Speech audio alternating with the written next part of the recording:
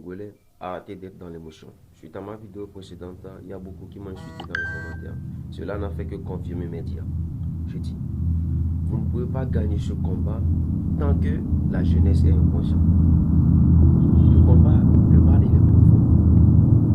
Hein? Moi, je trouve que insulter les gens sur les réseaux, boycotter les événements, demander aux gens de ne pas participer aux événements, de ne pas organiser leur événement, ça sert à rien. Peu importe, même si vous dites qu'il y a marche aujourd'hui, ça va rien changer, ça va rien changer. Si on dit qu'il y a marche demain et qu'il y a un événement demain, les jeunes vont plutôt aller dans ces événements-là et laisser la marche. Ce que l'on va faire premièrement, ce que vous allez faire premièrement, c'est d'instruire ces jeunes-là. Parce que les gens sont dans le pays, ils ne connaissent même pas leurs droits. Vous voyez, le mal est profond. Les gens ne connaissent même pas leurs droits. Ce qu'il faut faire d'abord, c'est de les ramener à la raison. Les lives qu'on organise, où on donne des mots d'ordre, tout ça et autres, au début je trouvais ça cool. Mais là maintenant ça devient saoulant. Faut plutôt se concentrer, se baser sur l'éducation. Ramener les gens à la raison. Enseignez-les des choses. Parce que les gens sont au courant de rien. Montrez-les. Dans telle année, tel fonds a été détourné. Ils ont fait ça, ils ont fait ça, au lieu de faire ça. C'est comme ça, ils ont pris l'argent là. Ils n'ont pas donné ça. C'est une seule personne qui l'a utilisé. Ils ont fait ça, ils ont fait ça. Vos droits. Quels sont vos droits? Ta. Vous devez d'abord éveiller. Il faut une éveil de conscience. Une éveil de la jeunesse. Parce que sans ça, peu importe ce que vous allez faire, rien ne va changer. Parce que la jeunesse n'est pas encore prête. Les Togolais ne sont pas encore prêts à avancer.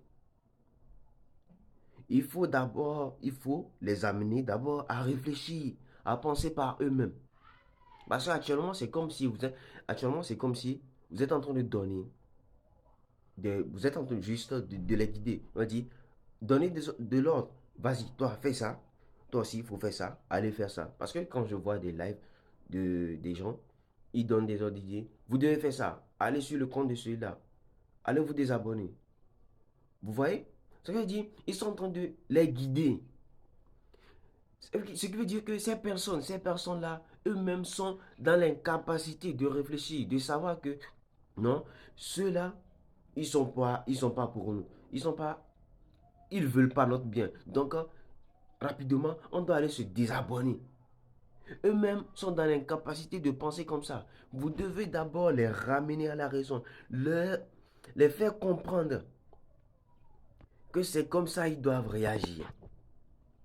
Et quand vous allez réussir ça, vous allez voir que vous n'aurez même plus besoin de donner des mots d'ordre à cette jeunesse-là. Eux-mêmes vont agir rapidement, comme des robots automatiques. Eux-mêmes vont agir, sans que quelqu'un leur dise que allez faire ci, allez faire ça. Parce qu'actuellement, quand on donne des mots d'ordre, c'est comme si on est en train de manipuler la population.